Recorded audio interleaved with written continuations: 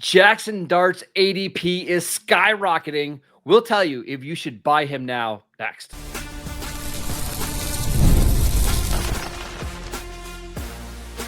You are Locked On Dynasty Football, part of the Locked On Podcast Network. Your team every day.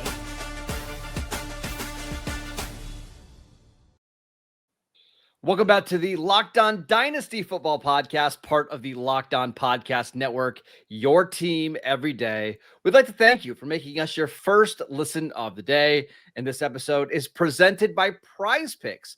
Download the Prize Picks app today and use promo code LOCKEDONNFL to get $50 in lineups after you play your first $5 lineup. Welcome back. I am your host, Marcus Mosher. Joining me today, as always, is Michael Fabiano. And we've got a special guest today. It's Matt Williamson. Usually he's here on our Wednesday shows, but today we've got him here on Thursday to talk about the biggest risers and fallers in our latest batch of ADP from Dynasty League Football. And Matt, I want to start with this. I opened up the ADP yesterday, just kind of scrolling around, looking at it. And all of a sudden, I see Jaxson Dart, QB12 right now. And this ADP came in before the Giants beat the Eagles on Thursday Night Football. So my question to you is, are you buying Jaxson Dart at QB12 right now? He is such a sell for me. I can't even get over it. And I know that is unbelievably unpopular, and Giants fans have been killing me the last couple of weeks. Good for them. They should be excited about this young player. There's hope. I mean, maybe they have a quarterback. And I'm trying not to be too pre-draft biased on Dart because I was not a big Dart fan. He comes from a very Mickey Mouse Ole Miss offense, and I think that transition, or I thought that transition was going to be a long, difficult one. Now, for fantasy, that's what we're talking about here. He runs a lot. That's great. And he's a good athlete, and he has a lot of natural playmaker skills. Great. Okay, that's a very good start. But is he going to have the same coaching staff next year? Is the new staff going to like him? Is, all the change you see for these first-round quarterbacks, Cam Ward's another example, is that good for them? Almost never. And I think he's so far away going back to his college scheme as a progression reader. It's really just the first one's there, throw it. If it's not, run and make a play. And that's fine. We've seen a lot of athletic quarterbacks get by that way for a year or two. But that doesn't mean they're going to take the next step. And if the coaching changes do occur, that usually slows progress. But my biggest concern, Marcus, is he plays the position like he's Johnny Knoxville. I mean, he's not going to stay healthy. That was my comp for him pre-draft, by the way. It was Johnny Knoxville. So that's great. Perfect. Faz, what do you think? Are you buying or selling Jaxson Dart QB12? I've actually got a good Johnny Knoxville story, but I can't talk about it on the podcast. Well, I think most very intrigued. You can't talk about. I can't go there. But Marcus knows I like Dart coming out of college. Mm-hmm. And, the mindset's different. I see a guy who can run with the football. I see a guy who's got a big arm, and I get a little bit excited about that. We're talking about a quarterback. I know it's a small sample size. He's averaging 56 rushing yards a game. If you put that over a full 17-game schedule, we're looking at a guy who's rushing for 900 yards. At worst, 600, 650 a year, 700. That puts you into the top 12 every year as a quarterback. And Malik Neighbors will be back next year at some point. The Giants have already been one of the teams that we're hearing are looking for wide receivers before the trade deadline. Jerry Jeudy, Chris Olave, I don't know who it would be.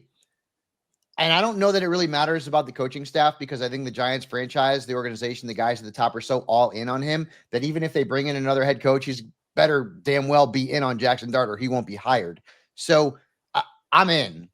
And, when I look at some of the quarterbacks that, he's going in that same area in terms of the ADP, like the Kyler Murrays and the Trevor Lawrences, rather have Jaxson Dart. Jordan Love, rather have Jaxson Dart.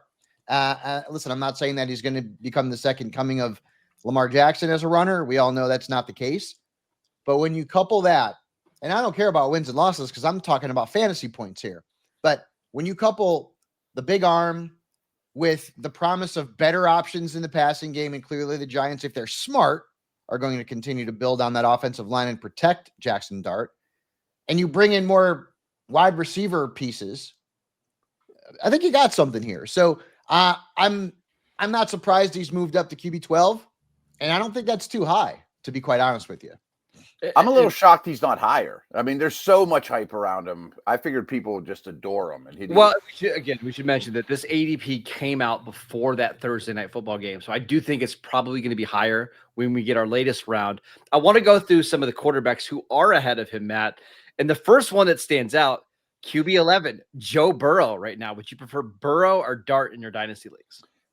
Obviously that depends on, do I need him now or not? You know, I mean, if I have other options in a vacuum, I would swap Dart out for Burrow in a heartbeat. If my team was bad, or if I have Baker or somebody like that I can start on a weekly basis, I would gladly do that with the big picture in mind. I mean, well, Burrow's one of the best really players of the position. I mean, you mentioned Baker. Baker's down to QB14 right now, and I don't know if it's because of the age, but I mean, he's 30 and Jaxson Dart's 22.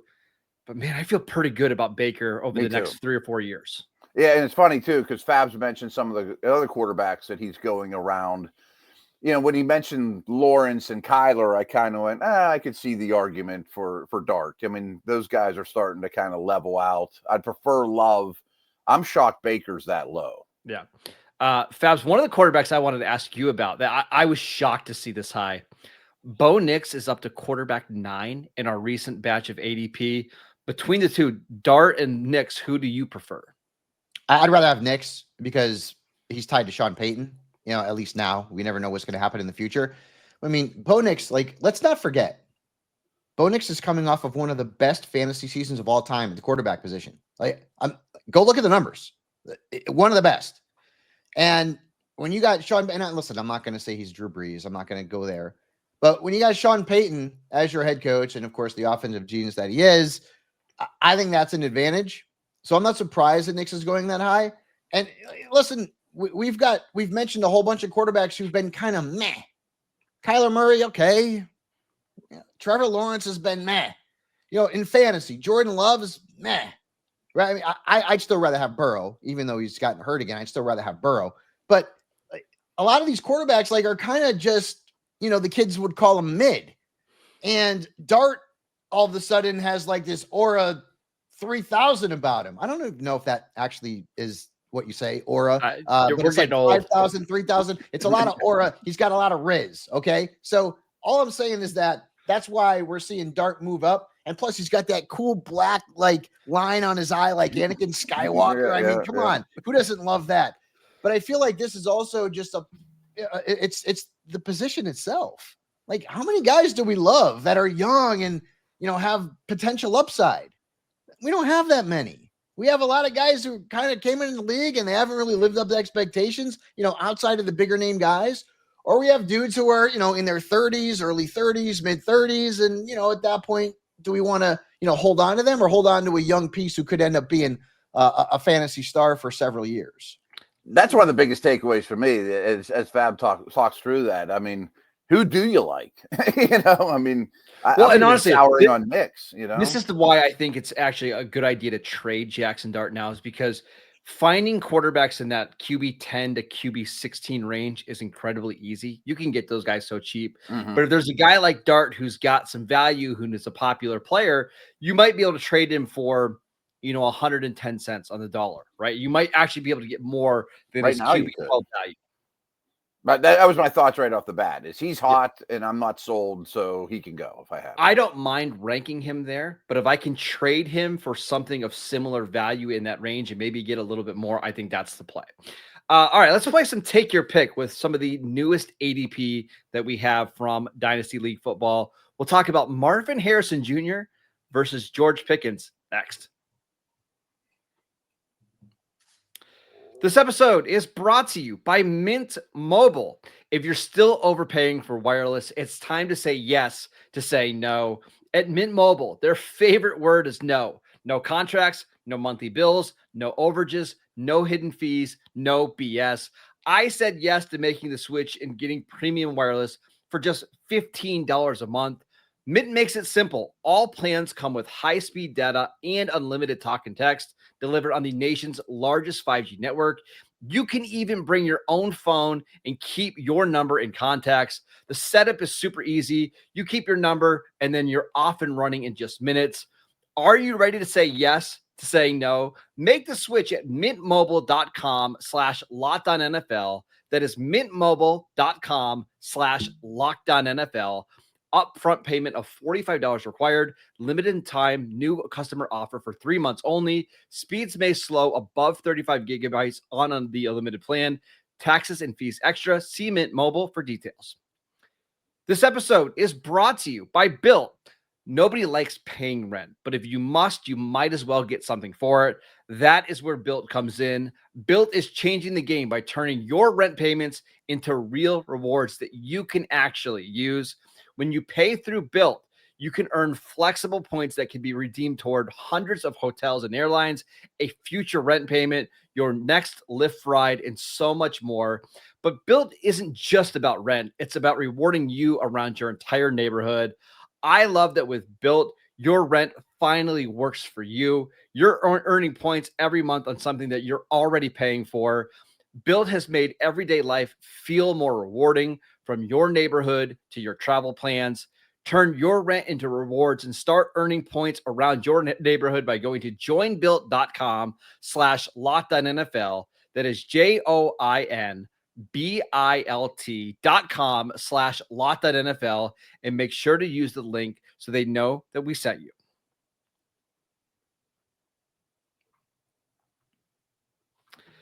Welcome back to the Locked On Dynasty Football Podcast. We'd like to thank you for making us your first listen of the day.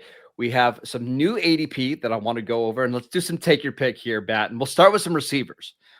Right now, you have Marvin Harrison Jr. down to wide receiver 16. His fall continues. And you've got George Pickens up to wide receiver 18. Marvin Harrison Jr., 23 years old. Pickens, 24. Who do you prefer, Matt? I prefer Harrison, but that implies that I'm all in on Harrison, and I don't mean that to be the case. He might not be the best example here, excuse me, because I just don't love how his career is progressing and his situation's okay. And I think, frankly, his talent is a little overrated, too. If his last name was Williamson, maybe we wouldn't be talking about him as this transcendent wide receiver talent. Good player, don't get me wrong. I'm too close to the Pickens situation, though. I mean, he is so talented. I've watched so many of his practices. I've seen him live over and over. And practice is more impressive than the games. And the games are awesome. And he is a rare specimen. He's going to implode, though. I just know too many people that know him well. I don't trust the person. I don't trust when money comes. I don't trust when things go bad. There are rocky waters ahead is all I'm going to basically promise you from a personality standpoint. So I'm getting out now while he's tearing the league up. Fabs, what about you? I'd still rather have Marvin Harrison Jr. Before he got hurt last week with a concussion, averaging over 6 targets a game. He was averaging, 12.5 points per game. Not great, but it's good, building blocks. Remember, it took his dad a few years before he ended up being any sort of fantasy asset whatsoever. Of course, he had the advantage of Peyton Manning. With Pickens, I just don't know what the future holds. I mean, I don't know what this week holds for him. CeeDee Lamb is expected to be back. So when you look at the numbers that he put up without CeeDee, I mean, he was phenomenal. It was almost 22 points a game. But where does he end up? Is he a free agent at the end of the season? Do the Cowboys try and retain him? I don't know. And if he goes someplace, you mentioned Tennessee. I don't know, man. I don't know if I want to go that. I don't know if Pickens on a bad team. What could go wrong? Yeah. What Matt just said, by the way, Williamson, you're completely reminded me of Troy Williamson, who people forget was one of the biggest busts first round pick, of that draft year for the Minnesota Vikings. But anyways, you know me, always thinking history. I'd rather have Harrison Jr. because I don't know where Pickens is going to end up. If you told me right now, well, he's going to be a Cowboy next season and he's going to sign a 3-year extension, whatever the case may be, then maybe my feelings would be a little bit different. But it's the fear of the unknown and where he might end up is what's keeping me ranking Pickens still below Harrison Jr. But they've certainly seen that gap close. At some point, though, doesn't the production matter? Because we've over the last 2 years, Pickens has just been the better player. I mean, he's But averaging Pickens wasn't 70. great last year, though, Marcus. I mean, No, but he was I super agree. But inconsistent. right, but what I'm saying is over the last 2 years, you have George Pickens averaging 71 receiving yards per game. I mean, we're through like 20-something games now, Marvin Harrison Jr., and he's barely averaging over 50. And at what point are we going to just say, okay, Marvin Harrison Jr., really, nice player, not a big-time fantasy asset? Like, man, I totally understand what you're saying about imploding. Like, it could certainly happen. But he still might be putting up more fantasy points somewhere else, even if he is imploding. We've seen that happen before, even with Pittsburgh. Give me a name or two that's going right next to Harrison and Pickens, because I don't want to really jump on the Harrison bandwagon. Fine. Ladd McConkey's wide receiver 17. He's directly between them. McConkey. What about Fabs? This is interesting for you. What do you got? I'd probably rather have McConkey because I don't think Keenan Allen is long for the Chargers. He's in his early 30s. So I'd still rather have McConkey. I will say this. When we looked at this new batch, another Chargers wide receiver, Quentin Johnson, has moved significantly. We'll get to him. We'll get to him. Significantly higher. And I thought that's notable. We'll get to him. One more receiver in that same range. So Marvin Harrison Jr., wide receiver 16, McConkey 17, Pickens 18, DK Metcalf. Matt, I know we always turn this back to a Steelers show. Wide receiver 20 right now. I'd probably take DK over Pickens. What about over Marvin Harrison? About the same. I'd say it's about a wash. So it's about a watch. All right, cool. Let's run through a couple others right now. And Fabs, you mentioned Quentin Johnston. Quentin Johnston, wide receiver 24 right now in our latest batch of ADP. Massive jump. Yes, the biggest jump among any receiver in terms of ranking. Travis Hunter down to wide receiver 27. And I can't believe that if I was in a dynasty league and somebody offered me Travis Hunter for Quentin Johnston, that I wouldn't just smash accept it. But I mean, there's no doubt who's been the better player this year. Travis Hunter has got me scared. And maybe I'm just a big chicken. It's 6 weeks into the season. But now he's getting picked behind Quentin Johnson, Jalen Waddle, Cortland Sutton, Jordan Addison, Ricky Pearsall, Devontae Smith. Like he hasn't scored more than 9.4 points in a game this year. He's averaging 6.6 points per game. He's played 256 offensive snaps, and he's 40th among wide receivers in passing routes run. That's not going to get it done in fantasy. 148 defensive snaps played. That's fifth most on the Jaguars. So it's not like he's playing a ton. But guys, I mean, Brian Thomas Jr. is young, right? Clearly, the first 6 games, I know it's not a big sample size. I'm just freaked out a little bit. And I think dynasty managers are freaked out about it too, because he's gone from where he was in the teens to 27 at this point. And I know things change from one season to the next. I understand that. But if the Jaguars keep going both ways with this kid, he's never going to reach his fantasy potential as a wide receiver. It's just not going to happen. And that has me concerned. And look at this flip. Quentin Johnston. Yeah. Quentin Johnston, who people didn't want to get rid of quick enough because the guy couldn't catch the ball a year ago, is going ahead of a guy like Travis Hunter. Things change and the mighty fall very quickly. Matt, what do you think? One note that I've been meaning just to say in Dynasty World too is don't get scared off receivers because of drops. I mean, that rarely holds up. I mean, guys that lead the league in drops are the ones like Edelman that get 1 million targets close to the line of scrimmage. Now, Johnson has bigger issues than that. But drops shouldn't scare people off as much as they do. I love how they've been using him. They finally figured out that he's not an on-the-ball typical receiver, and he's much more of a Debo than he is that type of player. So I'm in on Johnston because they figured out how to use him. But Hunter, I think we talked about this last week or 2 weeks ago. If I didn't own him everywhere already, I would be actively trying to, because I still think he's a rare talent. And I don't think he has any clue what he's doing right now. He didn't go to any wide receiver meeting rooms at Colorado. So he's smart. He's going to put the work in. It might take longer than we hoped, but he's going to figure out the offense and how to play the position. And I know he's a third receiver on he only plays in 3 receiver sets. Well, they play a ton of 3 receiver sets. Yeah. And this past week he ran a route on like 83% of dropbacks. Like it's pretty good. Real quick, man, I want to go through some trades for Travis Hunter. The most common one is actually Travis Hunter for Quentin Johnston. And I got to believe you would be taking Hunter. Fab, Yes. Did you take Johnston in that scenario? Yes. Wow. Yeah. One. All right, I'm couple more. Out, man. I mean, I know. We're not talking about a guy who's, inconsistent. He's consistently bad right now as a wide receiver. Things can change. I want to give you a couple other ones. I get it. Travis Hunter in a 2026 second-round pick for Devontae Smith, Matt. Oh, Hunter. Yeah. I'd rather have Hunter than Smith straight up. Matt? I'd rather have the Hunter and the second rounder on that side. Last one, really, really interesting trade. Travis Hunter and Trevion Henderson, who we talked about on yesterday's show, for Rashee Rice straight up. I'll take the 2 young pups. Nope, I want Rashee. Oh, this is great. I love it when you guys disagree. We always disagree, by the way. I know it's good content. I've got one more. We don't disagree that this Eric Dickerson jersey is pretty sweet. Pretty nice. Yeah. I got one more. Take your pick, but we will get to that next.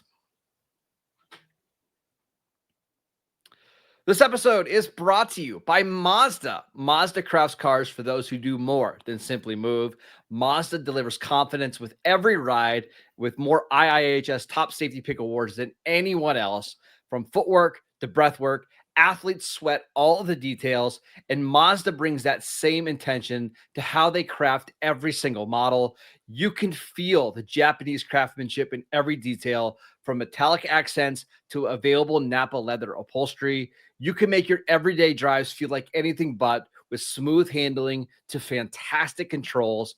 And with all-wheel drive standard in every crossover SUV, you can drive with confidence through almost any season.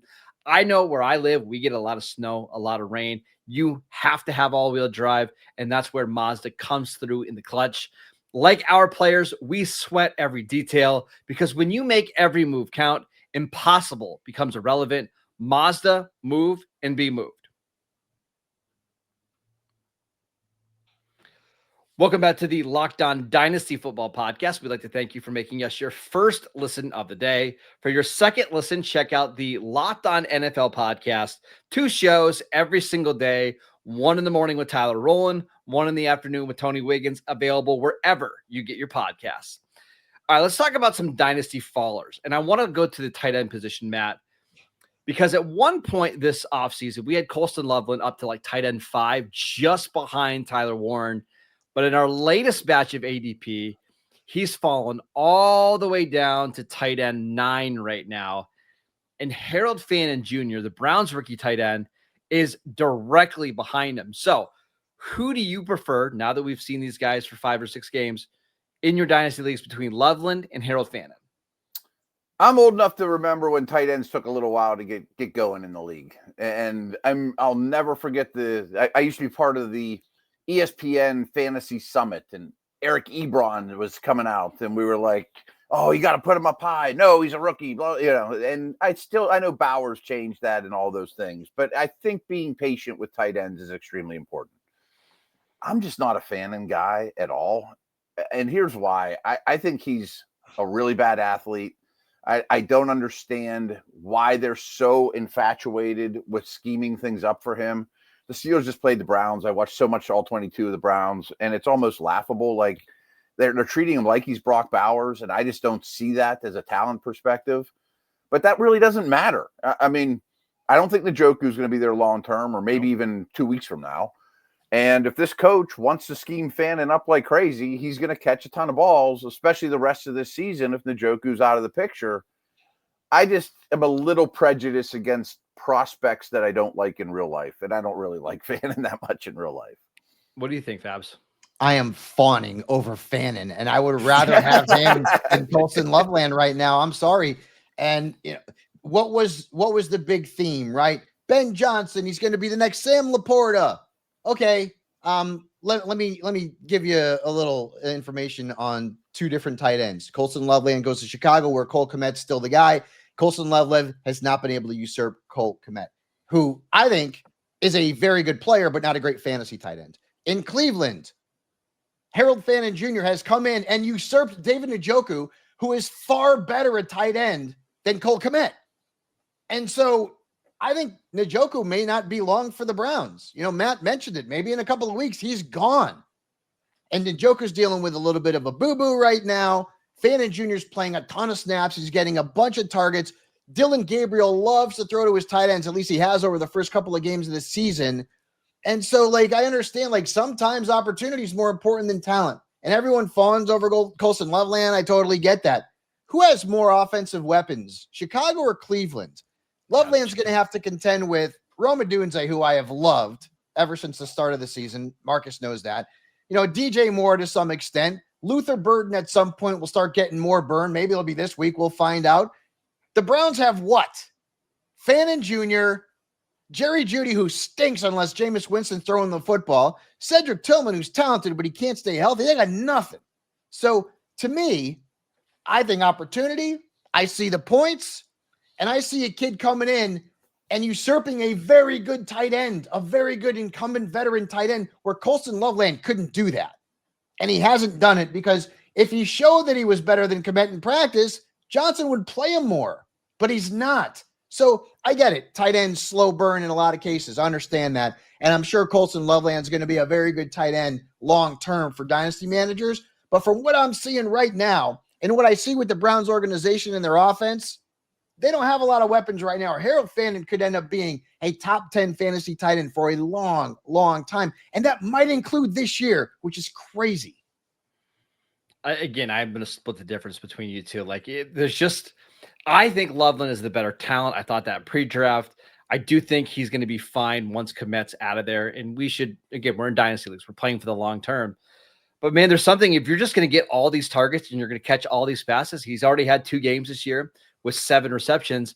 It reminds me, Matt, a little bit of Jake Ferguson with the Cowboys, who I don't think is a real life top 10 NFL tight end. Right. But when you're going to get that many opportunities, it really doesn't matter what we think of your talent. I think TJ Hawkinson is a much better player than Jake Ferguson. Sure. But from a fantasy perspective, it's not close which of the two you would rather have right now.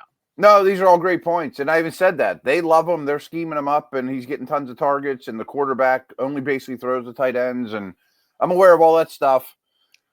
I just don't love the player that much. And is the next coach going to look at it the same way? Right. But I kind of think Stefanski's going to be there for a while. Yeah. We'll see. Yeah.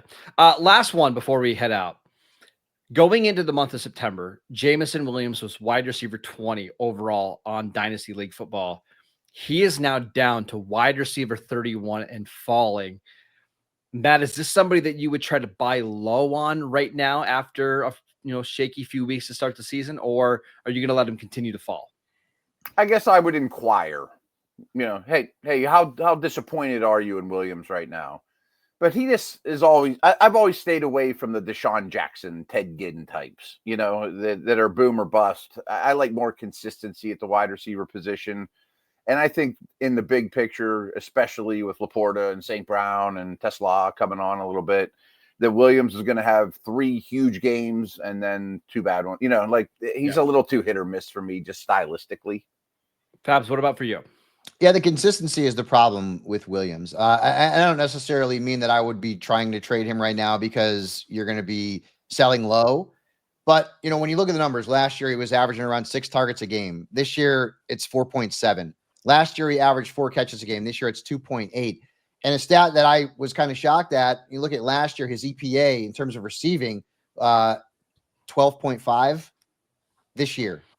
That's down from 40.8 last year. Wow. So when he was getting the ball, he was making more plays. And if for those of you who don't know, EPA is expected points added. So he's just not been as good this year when he's gotten the football. And he's not getting the football as much as he did last year. So, that's a problem. Is it a Ben Johnson is gone kind of thing? I mean, I'm not sure. I even looked at Jared Goff. The pass attempts are basically the same. 29 attempts per game this year, 31 last year. So it's not like a huge difference. It's just he's not getting targeted as much. And when he's getting targeted, he's not doing as much with the football as he did last season. So I don't see there being a scenario where I'm aggressively going after him. But if he was involved in a trade for me, I wouldn't mind having him because, again, he is a guy that has explosive potential. he's just been so inconsistent. I'm certainly not going to be drafting him to be a regular fantasy starter, at least not at this point, or not drafting him, but trading for him to be a regular fantasy starter. He's still young, an explosive offense, and things change from one year to the next. He also has found every way humanly possible to not be on the field in his career. Yeah, that's true. And look at that. You guys agreeing to end out the show. What a world. That's fantastic. Virtual hug. It's like the Brady Bunch. I'll look down and be like, there you go. For those of you on YouTube. All right. That is it for today's show. We'd like to thank you for making Locked On Dynasty Football your first listen every single day. Check out the channel on YouTube. Download the podcast wherever you get your podcasts. We are free and available on all platforms. Follow Matt on Twitter at Williamson NFL. You can follow Fabs at Michael_Fabiano. I'm at Marcus_Mosher, and we will see you right back here on Friday.